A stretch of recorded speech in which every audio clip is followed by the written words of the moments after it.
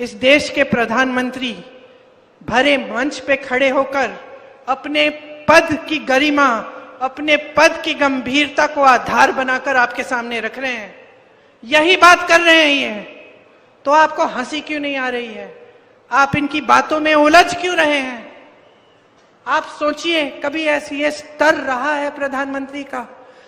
इस देश के कितने महान प्रधानमंत्री रहे, सिर्फ कांग्रेस पार्टी के नहीं, हाँ 2-3 मेरे परिवार से रहे, पंडित नेहरू जी, इंदिरा जी, राजीव जी, लेकिन वाजपेयी जी भी थे, मनमोहन सिंह जी भी थे।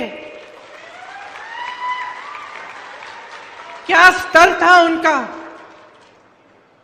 और इन्होंने स्तर इतना गिरा दिया है कि चुनाव के सामने ये कहने के बजाय कि मुझे वोट दीजिए, मैंने 10 सालों में ये काम और ये काम किया है, आपके सामने आकर कहते हैं फिजूल की बातें कि कोई राजनीतिक दल आपके गहने एक्सरे की मशीन से चुराएगा। मजाक समझ रखा है इन्होंने। हंस रहे हैं, लेकिन सिर्फ ये हंसी की बात नहीं है, गंभीर बात है कि आपने इनके लिए इतना आसान बना दिया है सब कुछ। ये सोचते हैं कि जवाबदेही ही नहीं है, ये सोचते हैं कि सत्य की भी जिम्मेदारी नहीं है देश के प्रति। ये सोचते हैं कि आपके सामने आकर कुछ भी झूठ बोल लें, कभी इंदिरा जी के बारे में बोलेंगे, कभी मेरे पिताजी के बारे में बोलेंगे, कभी पूरे परिवार के बारे में कुछ झूठ बोल देंगे, वो तो अलग बात है, ठीक है बोलने दीजिए। हम उनके खिलाफ हैं, हम उनके बारे में, उनकी सच्चाई आपके सामने लाते हैं, हम उनसे लड़ते हैं, हम आपके लिए लड़ते हैं, तो हमारे बारे में बोलेंगे, बोलने दीजिए। लेकिन ऐसे झूठ देश के बारे में, देश के विकास के बारे में, आपके बारे में, तो आप कैसे मान रहे हैं? तो जो कठोर बात मैं कहना चाह रही हूं वो ये है कि 10 साल आपने ऐसे निकाल दिए हैं, अगर फिर से आपका वोट इनके पक्ष में जाएगा तो तैयार हो जाओ, 5 साल और भुगतोगे। 5 साल और ऐसी सरकार आएगी जो आपके लिए कुछ नहीं करेगी, जिसके नेता समझते हैं कि आपसे ऊपर हैं, जिसके नेता के दिलों में आप सर्वोपरि नहीं हैं। और ये इस देश, इस लोकतंत्र की परंपरा रही है कि जनता सर्वोपरि होती है। मैंने इंदिरा जी को देखा है, गांव गांव जाती थी, अपने पिताजी के पीछे पीछे जाती थी मैं, गांव के अंदर, गांव में डांट खाते थे वो महिलाओं से कि हमारी सड़क नहीं बनाई है, राजीव भैया बताओ। ये थी परंपरा हमारी। महात्मा गांधी आपके बीच आते थे, कोई ऐसा नेता नहीं रहा इतना अहंकारी कि वो सोच बैठा कि मंच पे दिखेगा, बड़े बड़े उद्घाटनों में दिखेगा, बड़े बड़े विदेशी नेताओं के साथ दिखेगा, मगर आपके बीच नहीं आएगा, और फिर भी दोबारा से आप उसको चुनोगे। तो मैं आपसे ये कहना चाहती हूं कि अपने जीवन में सुधार लाना है, तरक्की लानी है, रोजगार लाना है, महंगाई को घटाना है, और जो आपकी समस्याएं हैं उस पर चुनाव लड़ाना है, तो अभी जागने की जरूरत है। अभी जागरूक बन जाओ। आज अपना वोट व्यर्थ मत करो। बहुत लोगों का खून गया है जमीन को सींचने में।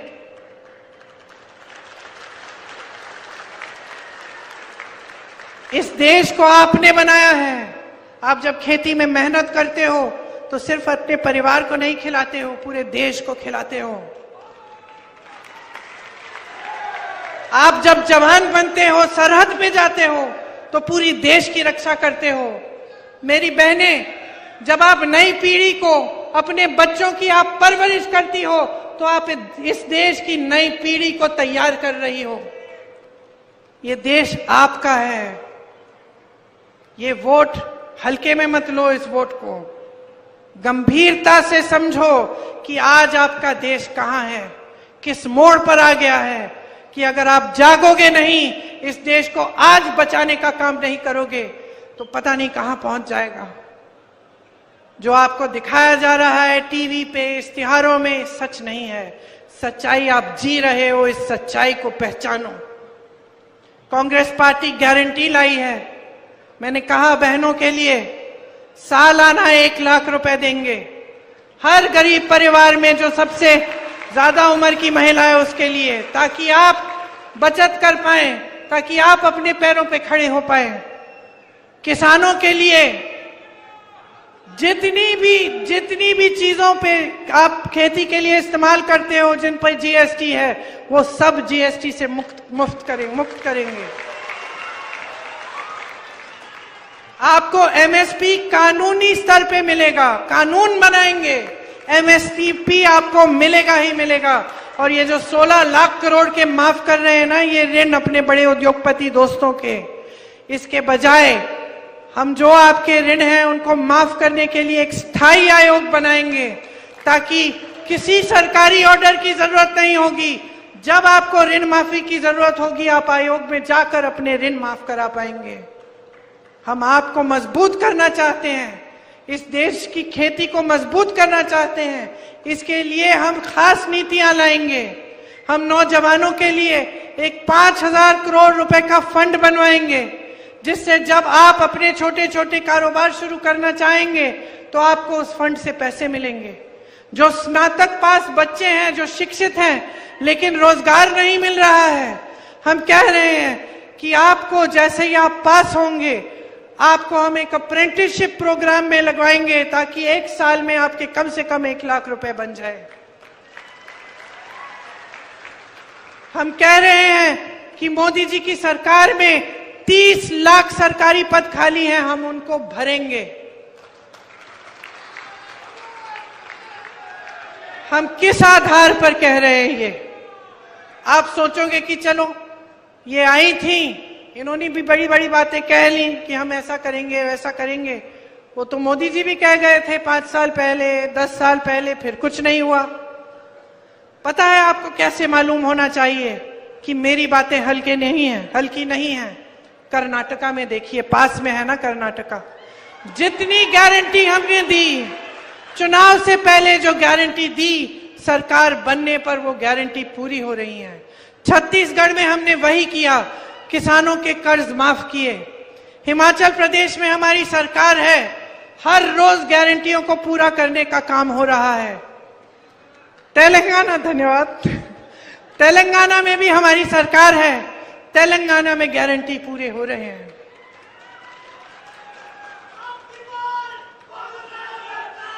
अब की बार आपकी सरकार, अब की बार आपकी सरकार, अब की बार जनता की सरकार। बहुत हो गया है, बहुत हो गया है, बहुत सह लिया आपने। और मैं आपको बता देती हूं कि मोदी जी और उनके सारे मंत्री समझ रहे हैं कि जनता का मूड बदल गया है,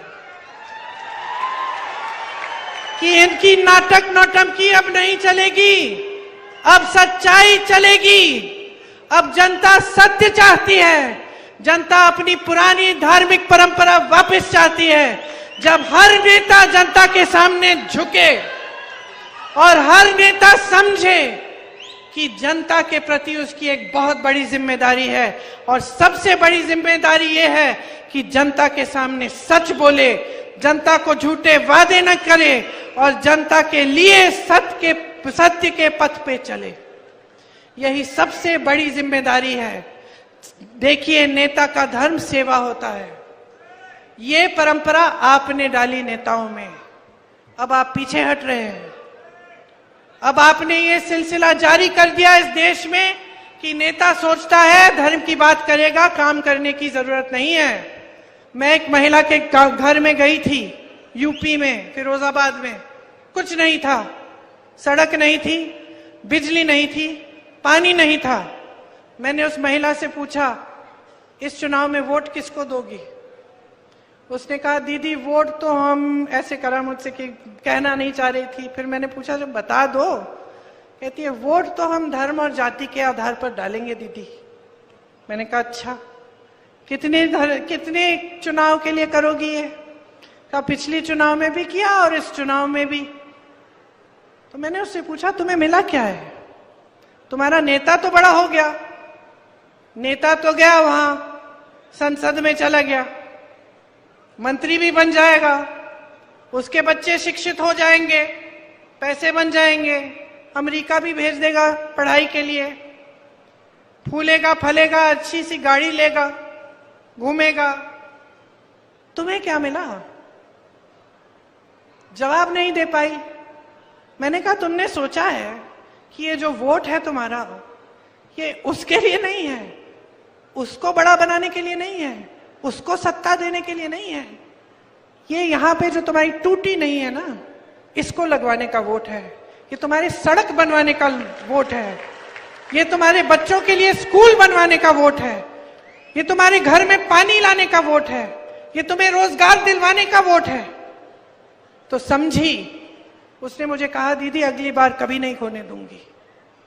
तो समझ लो ये तुम्हारा वोट है, किसी नेता के पक्ष में नहीं, मेरे पक्ष में भी नहीं, किसी राजनीतिक दल के पक्ष में नहीं, अपने पक्ष में डालो। अपने घर के लिए, अपने परिवार के लिए, अपने गांव के लिए, अपने शहर के लिए, अपने प्रदेश के लिए और अपने इस देश के लिए, जिसकी मिट्टी ने तुम्हें जीवन दिया है। क्योंकि नेता का स्वभाव होता है, सत्ता मिलने पे अहंकार हो जाता है। नेता का स्वभाव होता है, सत्ता मिलने पे बदल जाता है। और यही आप अपने आंखों के सामने नरेंद्र मोदी जी के साथ देख रहे हैं। इतना अहंकार हो गया है कि आपकी परवाह ही नहीं है। इतना अहंकार हो गया है कि सलाहकार भी सही चीज नहीं बता पा रहे हैं। सलाहकार भी झूठी बातें बनाने लगे हैं। सलाहकार भी ये नहीं बता सकते कि देश की जनता पिस रही है महंगाई से, कि रो रही है देश की जनता। डर रहे हैं, कांप रहे हैं सब। बहुत हो गया है, इनको सबक सिखाइए, बदलिए सरकार को, अपने लिए सरकार लाइए, अपने पैरों पे खड़े होने के लिए, अपने भविष्य को मजबूत बनाने के लिए। यही मेरा आग्रह है आपसे कि जब आप चुनाव के समय अपना वोट डालने जाएंगे तो 2 मिनट के लिए आंखें मूंद के सोचो, किस लिए जा रहा है ये वोट, किस लिए जा रहा है ये वोट, किस आधार पे दे रहे हो। और जज्बातों को एक तरफ कर दो, अपने जीवन, अपनी सच्चाई और अपने भविष्य के लिए डालो ये वोट। और जब मैं दावे के साथ कह सकती हूं कि जब आप ये सोचोगे और अपने भविष्य के लिए वोट डालोगे तो आपका वोट सिर्फ कांग्रेस पार्टी को जा सकता है।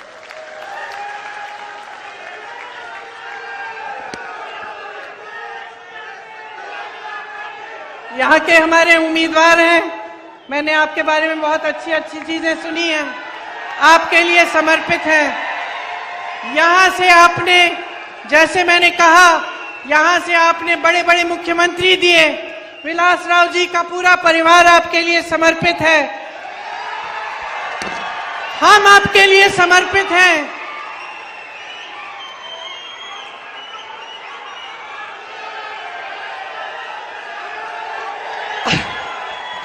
एक बार जोर से मेरे साथ बोलिए, जय हिंद, जय हिंद, जय हिंद। ये हुई ना बात।